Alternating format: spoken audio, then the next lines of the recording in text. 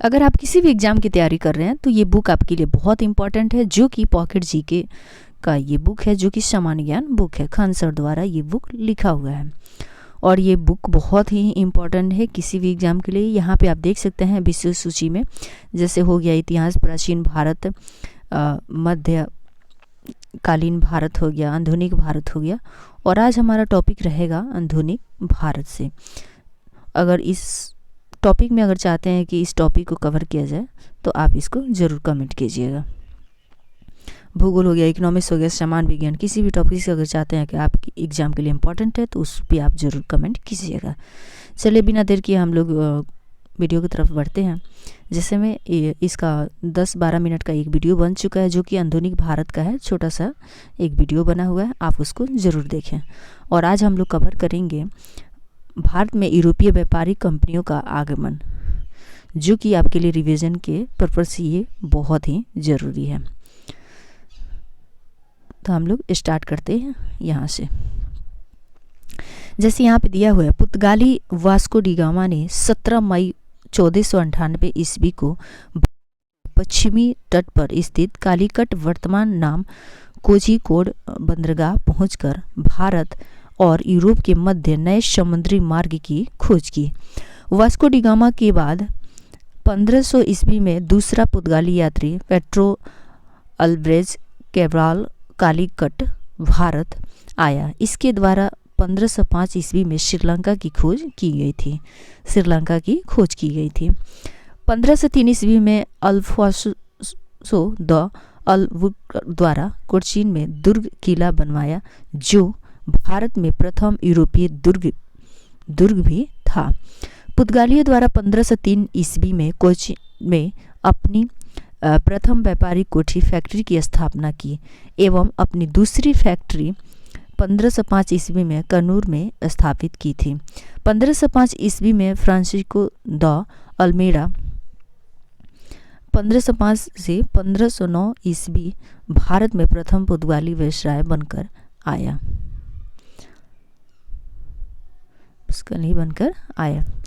इसने blue water policy, शांत जल की नीति अपनाई।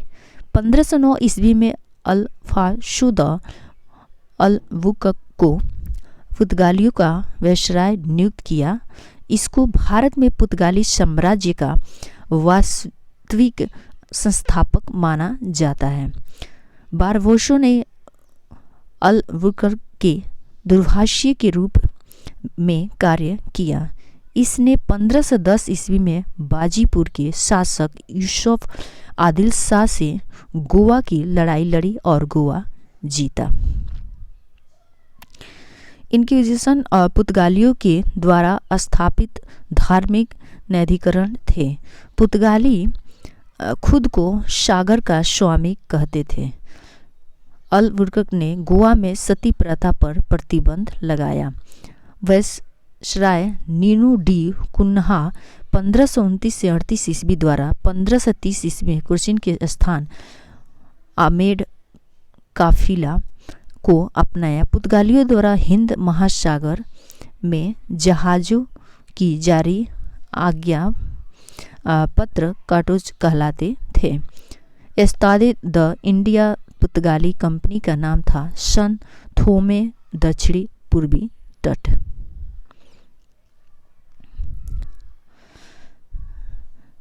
पर पुर्तगालियों की एकमात्र बस्ती थी। भारत में तंबाकू की खेती।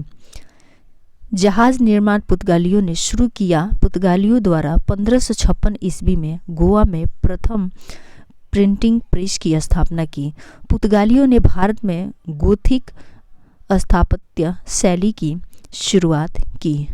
केंद्रशासित प्रदेश दादर और नागर हवेली 1954 ईस्वी तक पुर्तगाली उपनिवेश था। 2 अगस्त 1954 को स्वतंत्रता मिली। 1961 में भारत संघ में गोवा का मुक्त कराने के लिए 18 दिसंबर 1961 को भारतीय सेना ने ऑपरेशन विजय चलाया। 19 दिसंबर 1961 को गोवा दमन दीव को मुक्त करवा दिया गया। ये 1961 को। कौन सा? तो ये गोवा दमन दीव को मुक्त करा दिया गया। पुर्तगाली शासन को समाप्त करने वाले इंस्ट्रूमेंट ऑफ सरेंडर पर हस्ताक्षर किए गए। गोवा के चर्चों और कन्वेंट को पुर्तगालियों द्वारा बनवाया गया। डच हॉलैंड पुर्तगालियों के तत्काल बाद डच लोग भारत आए। डच लोग कहाँ आए? तो ये भारत आए। पहला डच यात्री कर्नेलियस डी हॉर्डमैन 1596 ईस्वी में भारत के पूर्व सुमात्रा पहुंचा। डचों द्वारा भारत में अपनी पहली व्यापारिक कोठी फैक्ट्री 1605 ईस्वी में मसूलीपट्टनम में स्थापित की एवं ये पहला हो गया, और द्वितीय व्यापारिक कोठी पुलिकट में स्थापित की, जहां उन्होंने अपने स्वर्ण सिक्के पैगोडा को ढाला तथा पुलिकट को अपनी गतिविधियों का केंद्र बनवाया। डचों ने पुलिकट स्थित ग्रेनेडिया के दुर्ग के अतिरिक्त किसी भी डच बस्ती को किलेबंदी नहीं थी। फैक्टर डच फैक्ट्रिया के प्रमुख को कहा जाता था। डचों द्वारा भारत में पहली बार औद्योगिक वेतनभोगी रखे। 1759 ईस्वी को अंग्रेजों एवं डचों के बीच हुए वेदरा के युद्ध में डचों का अंतिम रूप से पतन हो गया। वेदरा के युद्ध में अंतिम रूप से क्या हो गया? तो पतन हो गया। अंग्रेज भारत में यूरोपीय व्यापारिक कंपनियों में सर्वाधिक सफल रहे।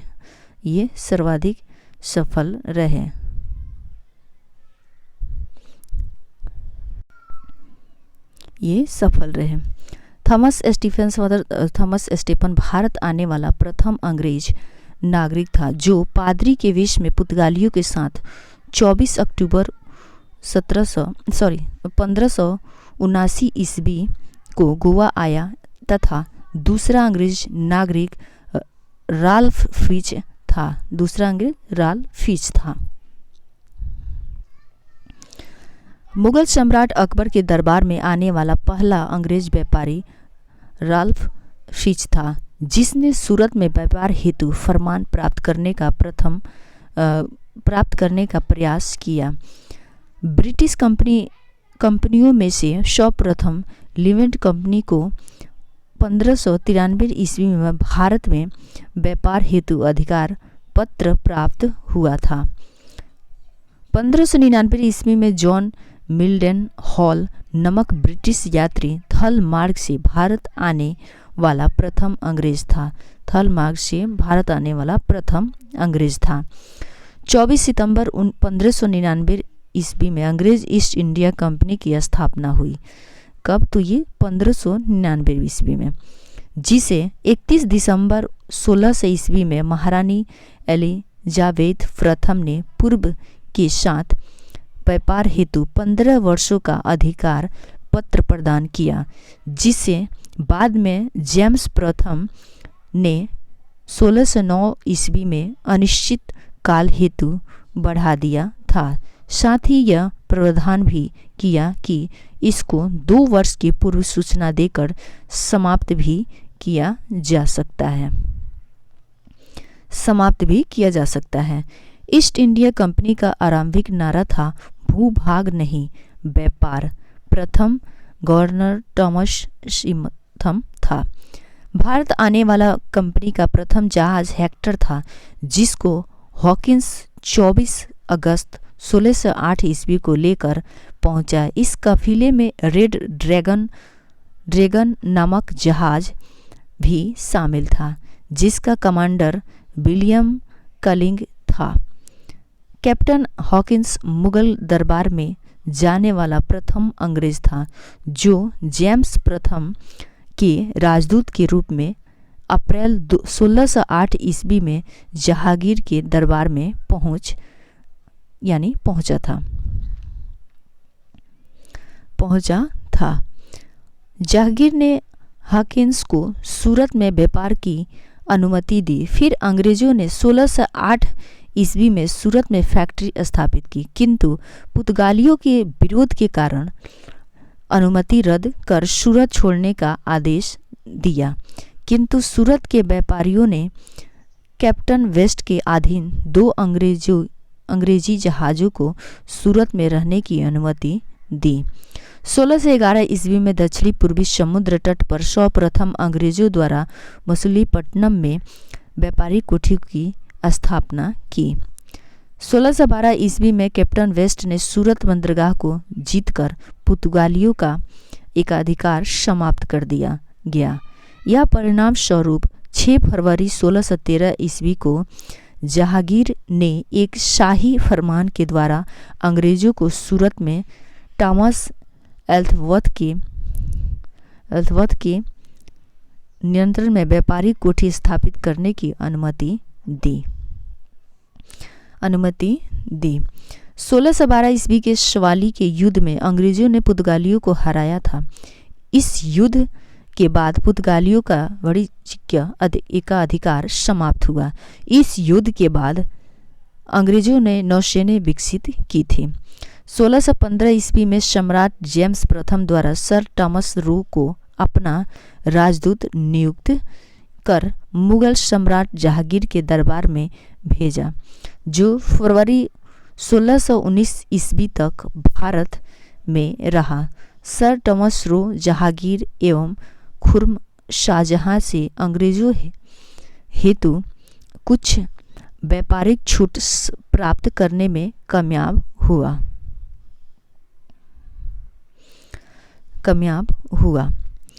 1632 ईस्वी में गोलकुंडा के सुल्तान ने अंग्रेजों को एक सुनहरा फरमान जारी किया, जिसके अनुसार सुल्तान को 500 पैगोंडा वार्षिक कर देकर अंग्रेज गोलकुंडा राज्य के बंदरगाह पर स्वतंत्रतापूर्वक व्यापार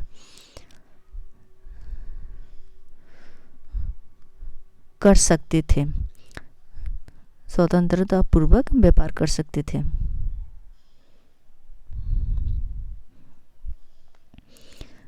पूर्वी तट पर अंग्रेजों का प्रथम कारखाना 1633 ईस्वी में उड़ीसा में बालासोर एवं हरिहरपुरा में स्थापित किया। 1639 ईस्वी में फ्रांसिस डे नामक अंग्रेज ने चंद्रगिरी के राजा दरमेला वेंकटप्पा से मद्रास पट्टे पर लिया तथा यहाँ 1641 ईस्वी में अंग्रेजों ने फोर्ट सेंट जॉर्ज नामक किला बनवाया, जो भारत में अंग्रेजों का प्रथम किला एवं प्रथम प्रेसिडेंसी थी। फ्रांसिस डे को भी मद्रास का संस्थापक माना जाता है। 1651 ईस्वी में शाह शुजा से अनुमति प्राप्त कर ब्रिजमैन द्वारा बंगाल में 1652 ईस्वी में हुगली नामक स्थान पर बंगाल के प्रथम अंग्रेज कारखानों की स्थापना की। बंगाल के सूबेदार शाह शुजा ने 1651 में एक अंग्रेज डॉक्टर वोटन के द्वारा अपने हरम की एक स्त्री का उपचार करने पर एक निशान विशेष फरमान द्वारा 3000 रुपये वार्षिक कर के बदले बंगाल में व्यापार का विशेष अधिकार प्रदान किया। 1661 ईस्वी में पुर्तगाल की राजकुमारी कैथरीन बैगराजा का विवाद ब्रिटेन के चार्ल्स द्वितीय से संपन्न हुआ। पुर्तगाल द्वारा चार्ल्स द्वितीय को मुंबई दहेज में दिया गया। 1668 ईस्वी में चार्ल्स द्वितीय ने 10 पौंड के वार्षिक किराए पर मुंबई को ईस्ट इंडिया कंपनी को दे दिया गया। 1687 ईस्वी में अंग्रेजों ने पश्चिमी तट का मुख्यालय मुंबई को बनवाया, जो कि पहले सूरत था, जो कि कहाँ था, ये पहले सूरत था। गेराल्ड ओगियर जो कि 1669 से 1677 ईस्वी सूरत का प्रेसिडेंट एवं मुंबई का द्वितीय ने मुंबई शहर की स्थापना की। जॉर्ज एक्सीडेंट मुंबई का पहला गवर्नर था। विलियम हेजेस बंगाल का प्रथम अंग्रेज गवर्नर था।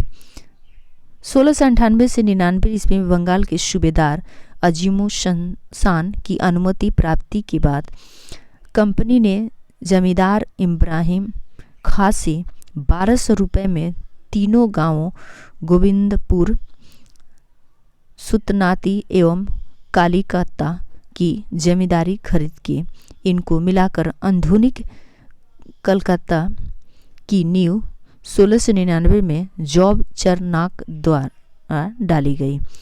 सम्राट विलियम द्वितीय के नाम पर फोर्ट विलियम के किले का निर्माण करवाया। 1715 ईस्वी में जॉन सरमन के नेतृत्व में एक ब्रिटिश दूत मंडल व्यापारिक रियायतें प्राप्त करने हेतु मुगल बादशाह फर्रुखशियर से मिला। फर्रुखशियर द्वारा 1717 ईस्वी में फरमान दस्तक जारी कर बंगाल में 3000 रुपये वार्षिक कर के बदले में कंपनी के व्यापार को सीमा शुल्क से मुक्त प्रदान की गई। इस फरमान को कंपनी का मैग्ना कार्टा कहा है। इस पर क्या कहा गया, तो कंपनी का मैग्ना कार्टा कहा गया। इंग्लिश ईस्ट इंडिया कंपनी को जॉन कंपनी के नाम से भी जाना जाता था। Calcutta British east India company का मुख्यालय था। ब्रिटिश ईस्ट इंडिया कंपनी की स्थापना के दौरान भारत का मुगल सम्राट अकबर था। भारत का मुगल सम्राट कौन था, तो अकबर था। किंतु भारत में प्रथम ब्रिटिश फैक्ट्री की स्थापना के दौरान सम्राट जहांगीर था।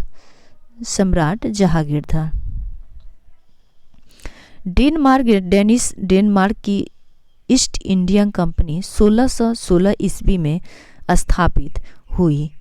इसने 1620 ईस्वी में प्रथम डेनिश व्यापारिक समझौते के द्वारा त्रिकोबार तमिलनाडु में एवं 1676 ईस्वी में सेरामनपुर में बंगाल में अपनी व्यापारिक कोठी स्थापित की। सेरामपुर डेनमार्क की कंपनी का प्रमुख केंद्र एवं मुख्यालय था। 1745 ईस्वी में डेनमार्क ने अपनी भारतीय वाणिज्य कंपनी को अंग्रेजों को बेच दिया। फ्रांसीसी कंपनी यूरोपीय कंपनी में सबसे अंत में भारत आई। सबसे अंत में कहाँ आई, तो भारत आई। 1668 ईस्वी में फ्रांसीसी कैरो द्वारा सूरत में अपने पहले फ्रेंच व्यापारी कारखाना स्थापित किया।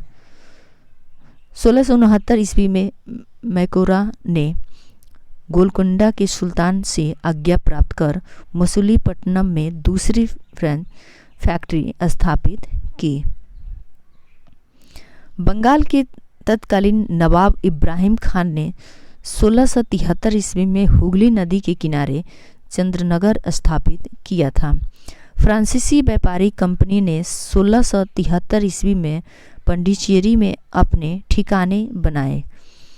1674 ईस्वी फ्रैंको मार्टिन ने पांडिचेरी नामक तीसरी फ्रेंच बस्ती बसाई एवं पांडिचेरी में फोर्ट लुई का निर्माण भी किया। फ्रैंको मार्टिन पांडिचेरी का प्रथम गवर्नर बना। फ्रांसीसी कंपनी का मुख्यालय पांडिचेरी था। डुप्ले 1741 से 42 ईस्वी में पांडिचेरी का गवर्नर बना, किंतु वह पहले चंद्रनगर का गवर्नर था। डुप्ले प्रथम व्यक्ति था जिसने भारत में यूरोपीय साम्राज्य उपनिवेश की नींव रखी। डुप्ले कौन था, आप यहाँ पे नोट कर सकते हैं। तो ये यूरोपीय साम्राज्य उपनिवेश की नींव रखी। उसने प्रथम बार यूरोपीय सेना को भारतीय खर्च पर भारतीय राज दरबार में नियुक्त कराया।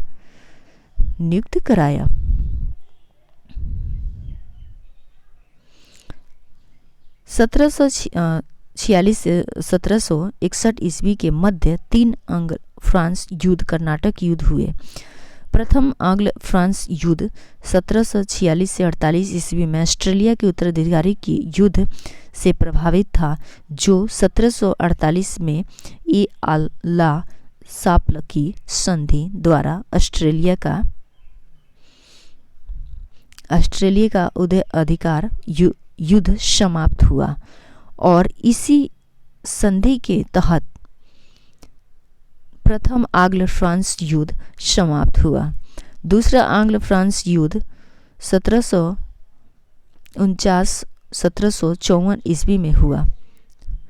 इसमें फ्रांसीसी गवर्नर डुप्ले की पराजय हुई। उसे भारत से वापस बुलाकर उसकी जगह पर गोरडेहू को अगला फ्रांसीसी गवर्नर बनाया गया। पांडिचेरी की संधि जनवरी 1755 ईस्वी के साथ युद्ध विराम हुआ। तीसरा आंग्ल फ्रांस युद्ध, जो कि 1756 से 1763 के बीच हुआ, जो 1756 ईस्वी में संपन्न हुए, वर्षीय युद्ध का एक अंश था। पेरिस की संधि होने पर यह युद्ध समाप्त हुआ। 1760 ईस्वी में ब्रिटिश सेना द्वारा सर आयरकुट के नेतृत्व में वंडीवास की लड़ाई में फ्रांसीसियों को बुरी तरह पराजित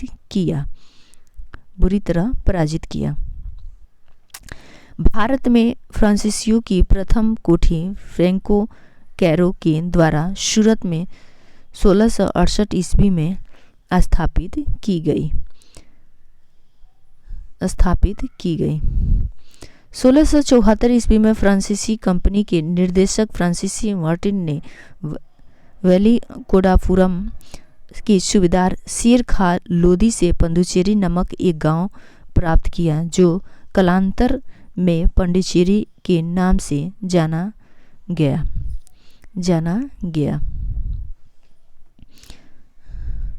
1761 ईस्वी में पांडिचेरी को अंग्रेजों ने फ्रांसीसियों से छीन लिया।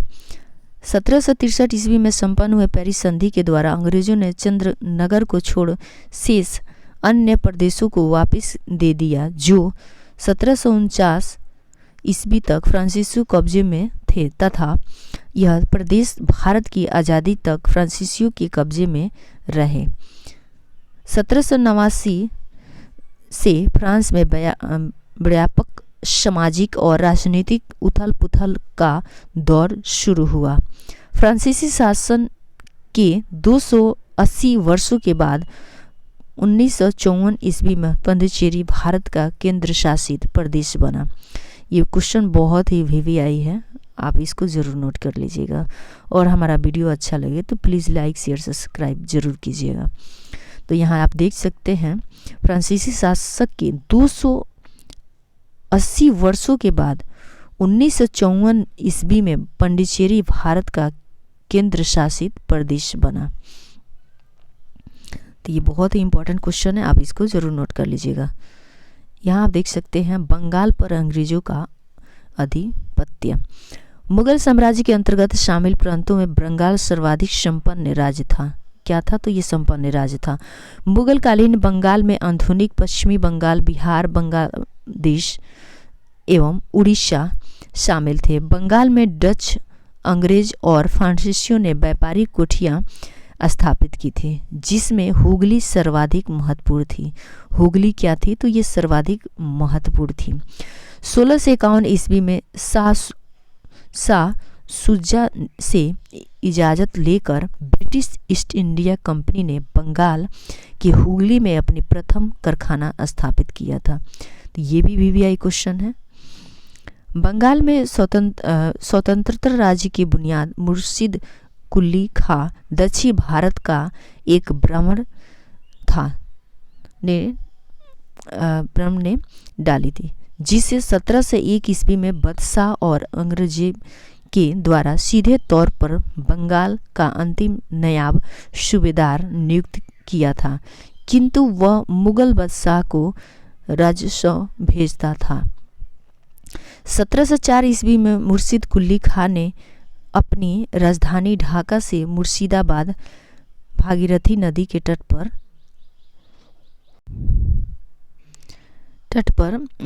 स्थानांतरित की तथा इसने इजारेदारी प्रथा प्रारंभ कर कृषकों को तकाबी ऋण खेती के लिए अग्रिम कर्ज प्रदान किया।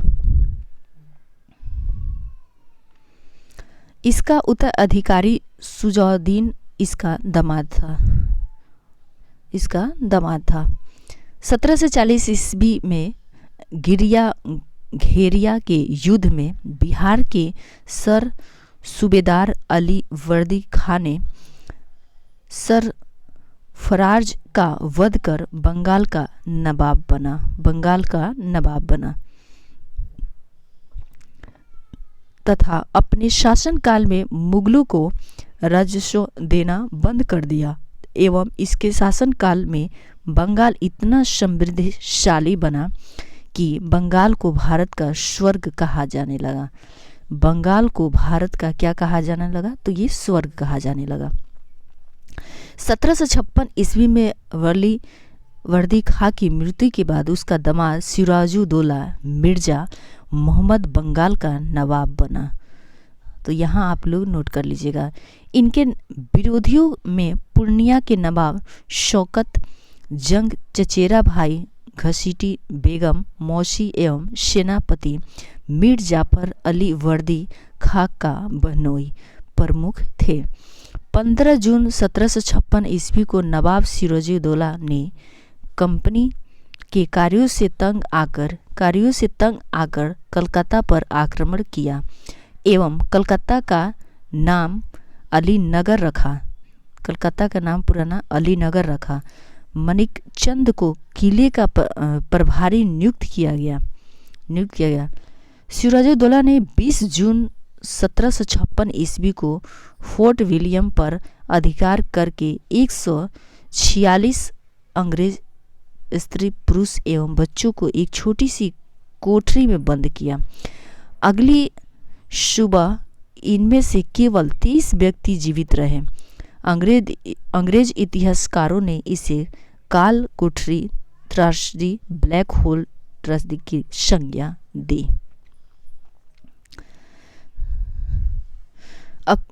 अक्टूबर 1756 ईस्वी में कंपनी ने क्लाइव के नेतृत्व में एक सैन्य अभियान कलकत्ता भेजा एवं कलकत्ता पर पुनः अधिकार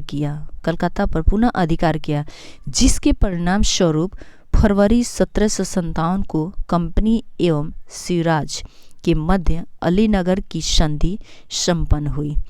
इसके अंतर्गत सिराज ने कंपनी को मुगल बादशाह द्वारा प्रदान सभी व्यापारिक सुविधाओं को समान मान्यता दी एवं 3 लाख रुपए युद्ध का हर्जाना एवं कलकत्ता की किलेबंदी तथा सिक्के ढकने का अधिकार भी इस संधि में था।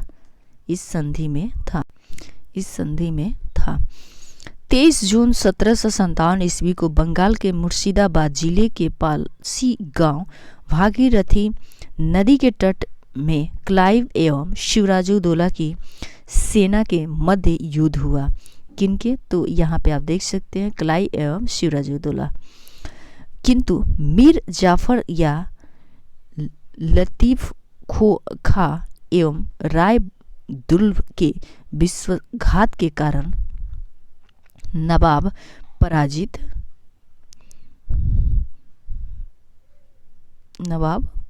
हुआ। तो ये नवाब क्या हो गया? तो पराजित हुआ तथा 28 जून 1757 ईस्वी को मीर जाफर को बंगाल का नवाब बनाया। इसे बंगाल की प्रथम क्रांति कहा गया। मीर मदान और मोहनलाल पालसी युद्ध में से संबंधित थे। इस युद्ध के समय मुगल शासक अलीमगीर द्वितीय थे। मीर जाफर द्वारा अंग्रेजों को 1757 से 1760 ईस्वी के मध्य 3 करोड़ रुपए घूस दिए एवं क्लाइव को भी बहुत भेंट दी। बंगाल के नए गवर्नर विंस्टॉट ने 1760 ईस्वी में मीर जाफर के स्थान पर मीर कासिम को नवाब नियुक्त किया। इस घटना को बंगाल की द्वितीय क्रांति कहा गया। अंग्रेजों के हस्तक्षेप से बचने हेतु मीर कासिम अपनी राजधानी मुर्शिदाबाद से सीधे मुंगेर ले गया। ये भी BBI क्वेश्चन है, आप इसको नोट कर लीजिएगा। मीर कासिम द्वारा ग्रुगिन खा नमक अर्मेनिया के नियंत्रण में सेना को यूरोपीय ढंग से प्रशिक्षित किया गया एवं मुंगेर में तोप निर्माण के लिए कारखाना स्थापित किया गया। तो कहाँ पे? तो ये मुंगेर में किया गया। मीर कासिम शाह आलम द्वितीय मुगल सम्राट एवं सिराजुद्दौला अवध नवाब के साथ मिलकर अंग्रेजों के खिलाफ एक सैन्य गठबंधन बनाकर 23 अक्टूबर 1764 ईस्वी को बक्सर बिहार के आरा जिले में स्थित के मैदान में हेक्टर मुनरो के नेतृत्व वाली अंग्रेज सेना से मुकाबला किया। इस युद्ध में भी अंग्रेज विजयी हुए। इस युद्ध के पश्चात ब्रिटिश अंग्रेजों को राजनीतिक शक्ति प्रदान हुई। तो ये शक्ति प्रदान हुई। यहाँ पे आप देख सकते हैं बंगाल के नवाब जैसे मुर्शिद को लिखा 1713 और 1727 ईस्वी तक, सिराजुद्दीन जो कि 1727 से 1739 हो गया, और सरफराज जो कि 1739 से 40 ईस्वी तक, अली वर्दी खां जो कि 1740 से 1756, और यहाँ पे सिराजुद्दौला की 1756 से 1757 तक, और मीर जाफर जो कि 1757 से 1760 ईस्वी तक, और मीर कासिम जो कि 1760 से 1763 ईस्वी तक, और मीर जाफर जो कि 1763 से 65 ईस्वी तक, निजाम उद्दौला जो कि 1765 से 1766 तक, और सैफुद्दौला जो कि 1766 से 70 तक, और मुबारक उद्दौला जो कि 1770 से 75 ईस्वी तक इन्होंने लड़ा। यहाँ पे देख सकते हैं नोट में, प्लासी के युद्ध में मोहनलाल एवं मीर मदान ने नेतृत्व में एक छोटी सेना नवाब के प्रति वफादार रही। मीर मदान लड़ते हुए वीर गति को प्राप्त हुआ। बंगाल की राजधानी का क्रम जैसे कि ढाका, मुर्शिदाबाद एवं मुंगेर।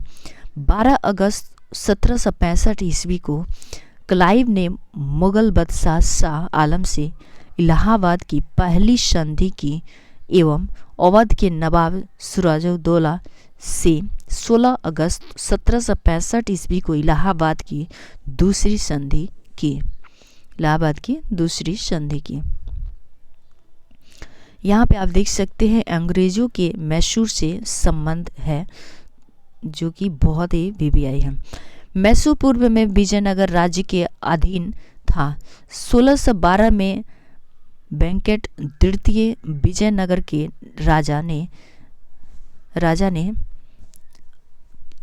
राजा विडियार को मैसूर के राजा की उपाधि दी। अतः मैसूर राज्य की स्थापना विजयनगर साम्राज्य के अवशेषों पर हुई। वंडियार वंश के अंतिम शासक चिक्का कृष्ण राजा द्वितीय के शासन काल के दौरान राज्य की वास्तविक सत्ता देवराज एवं नज राज के हाथों में थी। मैसूर पर इस समय निरंतर मराठों का आक्रमण होता रहा। हालांकि निजाम मैसूर को अपने अधिकार में मानता था।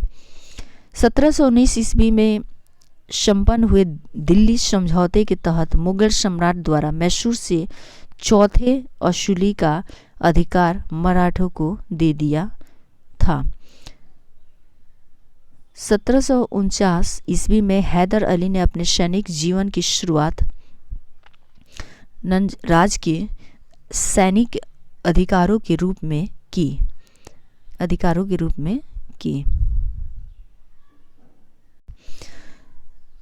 1755 ईस्वी में हैदर अली डिडीगुल तमिलनाडु का फौजदार बना।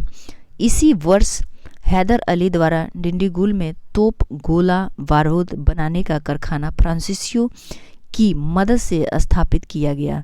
हैदर ने खंडेराव नामक ब्राह्मण को अपनी निरक्षरता छुपाने हेतु अपना सहयोगी बनाया था। 1761 ईस्वी में हैदर अली मैसूर का शासक बना।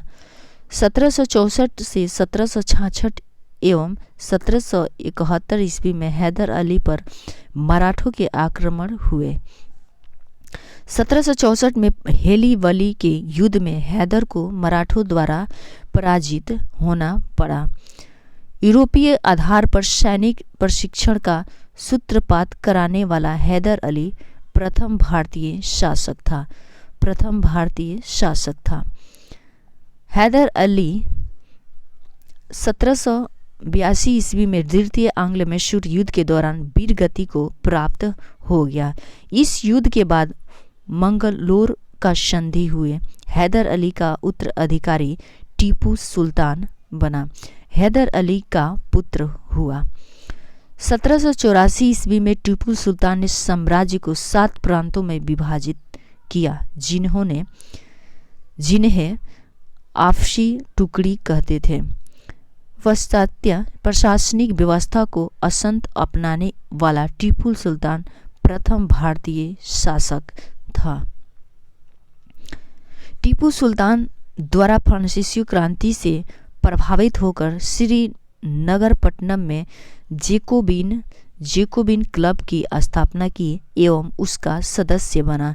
टीपू सुल्तान की राजधानी श्रीरंगपट्टनम थी। टीपू सुल्तान की राजधानी कहाँ थी? तो श्रीरंगपट्टनम थी। द्वितीय आंग्ल मैसूर युद्ध जो कि 1786 से 1793 ईस्वी अंग्रेज और टीपू सुल्तान के बीच, यानी टीपू सुल्तान के मध्य अंग्रेज गवर्नर कॉर्नवालिस युद्ध के बाद श्रीरंगपट्टनम की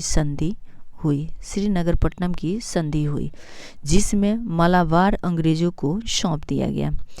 1796 ईस्वी में टीपू ने एक नौसेना बोर्ड का गठन किया और मंगलोर, दर्जीबाद एवं मोलीदबाब में डॉक यार्ड का निर्माण किया। अंग्रेज लेखकों द्वारा टीपू को सीधा साधा दैत्य एवं थॉमस मुनरो ने टीपू को अशांत आत्मा कहा।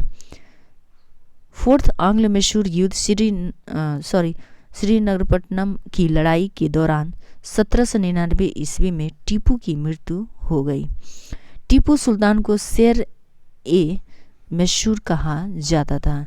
टीपू के राजसी झंडे पर शेर की निशानी थी।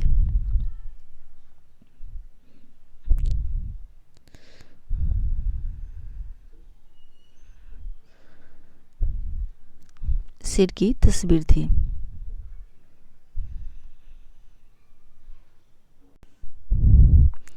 शेर की तस्वीर होती थी।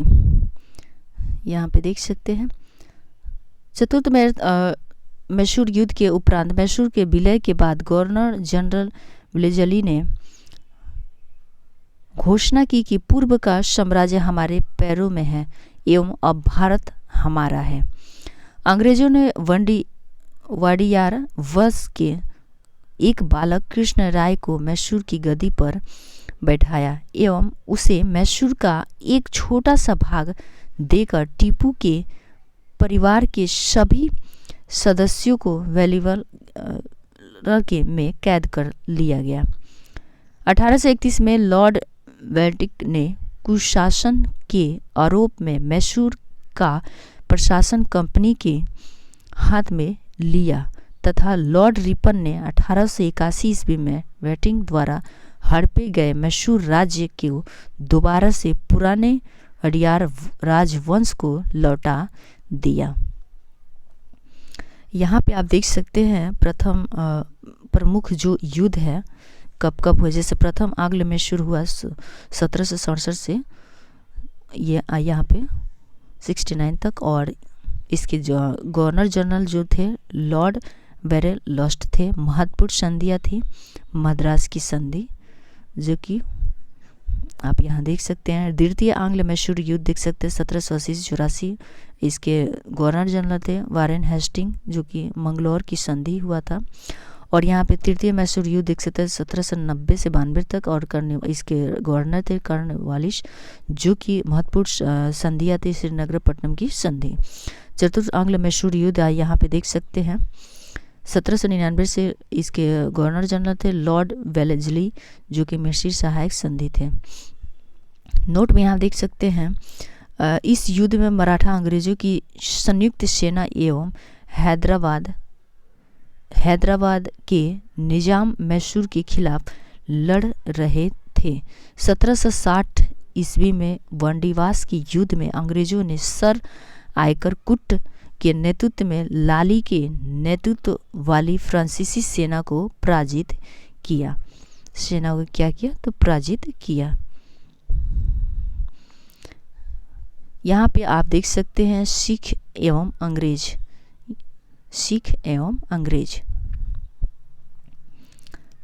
सिख संप्रदाय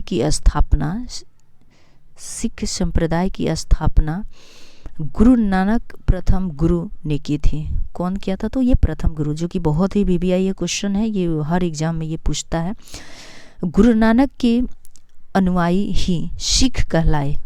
नानक बादशाह बाबर एवं हुमायूं के समकालीन थे। 1496 में नानक को कार्तिक पूर्णिमा के दिन आध्यात्मिक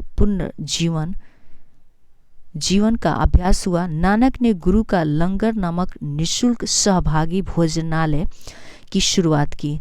गुरु नानक ने अनेकों स्थानों पर संगत धर्मशाला एवं पंगत लंगर स्थापित किए। इन्होंने गुरु नानक के अनुयायियों हेतु एक संस्था का कार्य किया, जहां वे प्रतिदिन मिलते थे। सन 1539 ईस्वी में गुरु नानक की करतारपुर में मृत्यु हो गई। गुरु अंगद ने 1539 से 92 तक सिखों के दूसरे गुरु बने थे।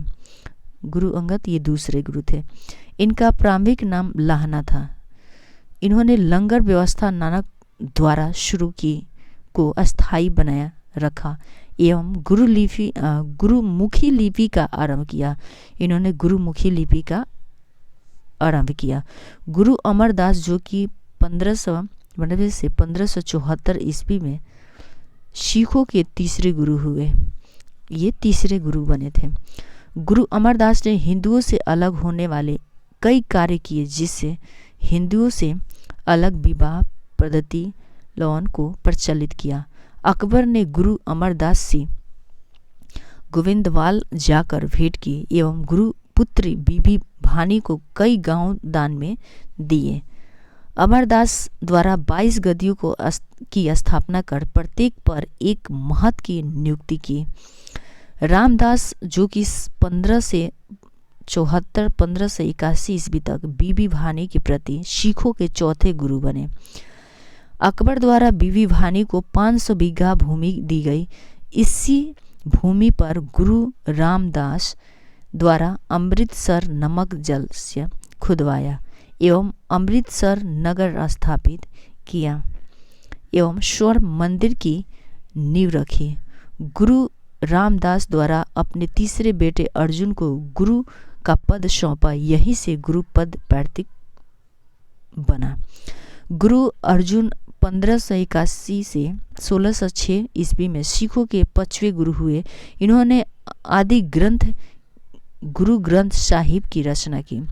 आदि ग्रंथ में गुरु नानक के पद प्रार्थनाएं एवं गीत के साथ साथ कबीर, नामदेव, रैदास की रचनाओं को भी सम्मिलित किया है। गुरु अर्जुन द्वारा अमृतसर जलसे के मध्य में हर मंदिर साहब का निर्माण कराया। 1606 ईस्वी में जहांगीर ने गुरु अर्जुन को राजकुमार खुसरो की मदद करने के कारण मरवा दिया। मरवा दिया। गुरु हरगोबिंद जो कि 1606 से 1645 में सिखों के छठे गुरु हुए। हरगोबिंद जी ने सिखों को सैन्य संगठन का रूप दिया और अकाल तख्त एवं ईश्वर के सिंहासन का निर्माण करवाया। इन्होंने अमृतसर की किलेबंदी की।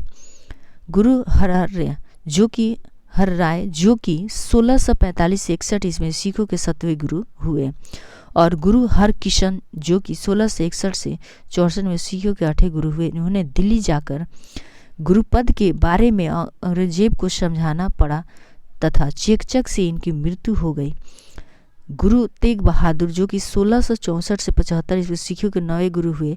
इस्लाम स्वीकार न करने पर औरंगजेब ने इन्हें वर्तमान शीशगंज गुरुद्वारा के निकट मरवा दिया गया। गुरु गोविंद सिंह जो कि 1675 से 1608 ईस्वी सिखों के 10वें एवं अंतिम गुरु हुए।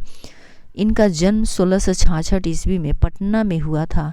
इन्होंने अपने को सच्चा बादशाह कहा एवं इनका निवास स्थान और शिक्षा ग्रहण स्थान आनंदपुर साहिब एवं स्थली पौत में की थी। इन्होंने सिखों के लिए 5 काकर अनिवार्य किए तथा प्रत्येक सिख को ये केश, कंघा, कृपाण और कच्चा और कड़ा रखने की अनुमति प्रदान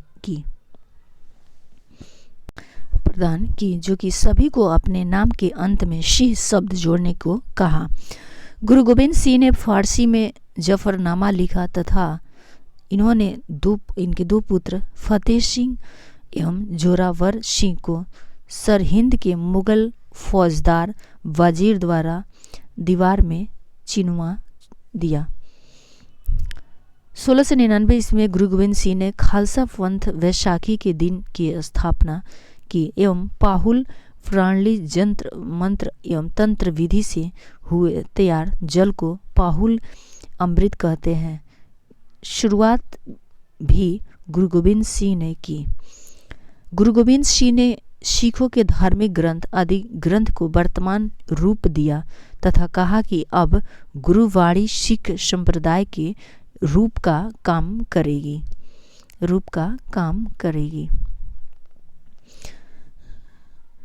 1708 ईस्वी में गुरु गोविंद सिंह की नादेड़ नामक स्थान पर गुल खां नामक पठान ने हत्या कर दी। गुरु गोविंद सिंह की मृत्यु के उपरांत सिखों का नेतृत्व बंदा बहादुर लक्ष्मण देव ने किया। इनका जन्म 1670 ईस्वी में रजौली गांव पुंछ जिला में हुआ था। इनके पिता रामदेव भारद्वाज राजपूत थे। इनका उद्देश्य पंजाब में एक सिख राज्य स्थापित करना था। इस हेतु इन्होंने लोहगढ़ को अपनी राजधानी बनाया। इन्होंने गुरु नानक एवं गुरु गोविंद सिंह नाम के सिक्के चलवाए। बंदा बहादुर ने सरहिंद के मुगल फौजदार वजीर खां की हत्या कर दी।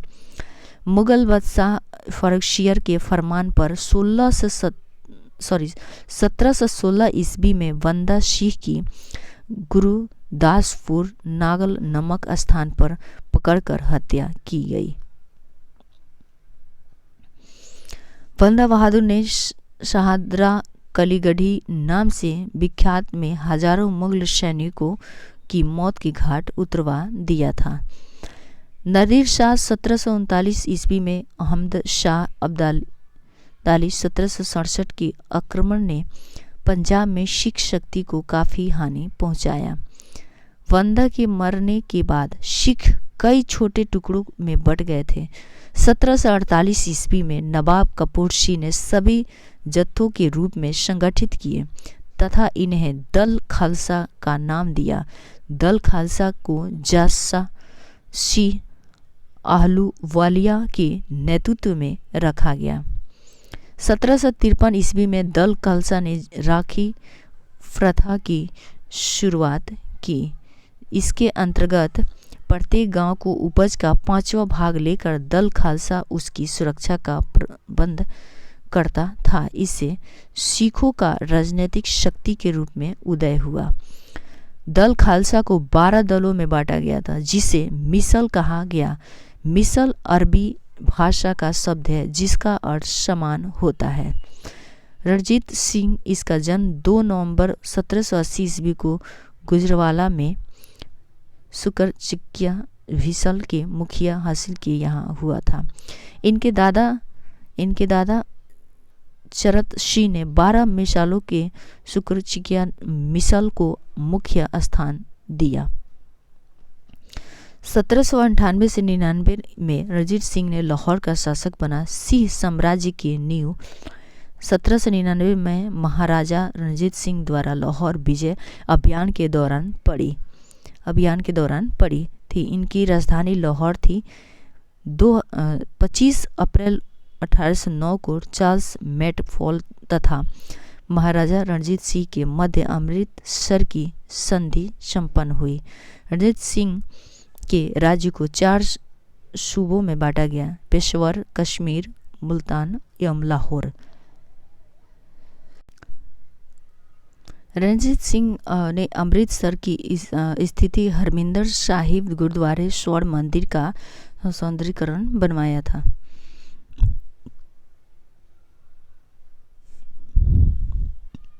रणजीत सिंह को शाह शुजा ने कोहिनूर हीरा भेंट किया, जिसे नादिर शाह ने 1739 में दिल्ली से लूट कर ले गया था। हरि सिंह नलवा रणजीत सिंह के सेनापति थे। महाराजा रणजीत सिंह का विदेश मंत्री फकीर अजीजुद्दीन और वित्त मंत्री दीनानाथ था। रणजीत सिंह की मृत्यु 7 जून जो कि 1839 ईस्वी में हो गई। 1845 से 46 को प्रथम आंग्लो सिख युद्ध एवं 1848 से 49 ईस्वी में द्वितीय आंग्लो सिख युद्ध संपन्न हुआ। अंग्रेजों एवं सिखों के मध्य हुई संधि।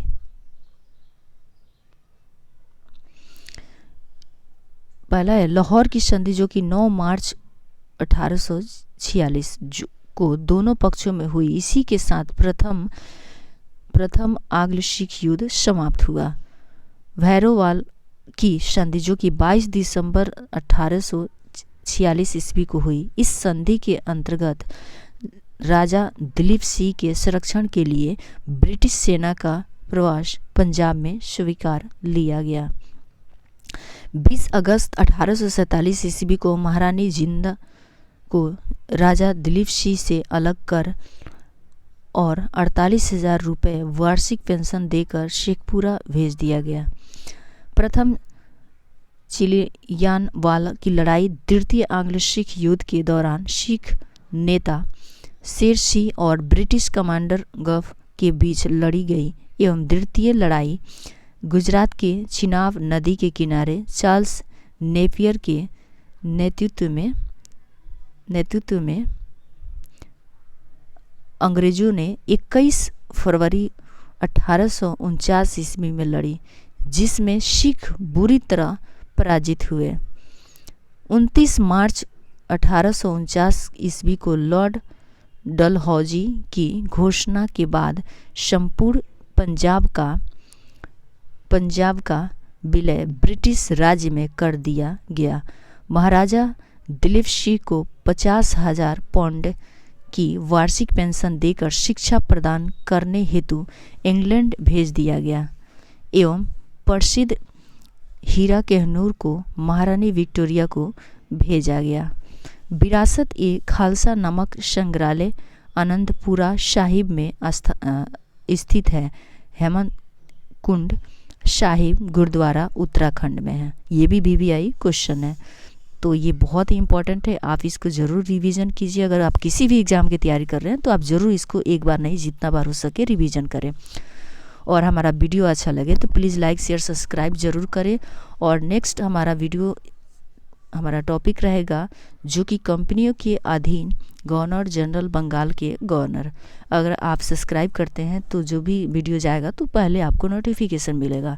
तो प्लीज़ आप ज़रूर लाइक शेयर सब्सक्राइब ज़रूर करें। Thank you.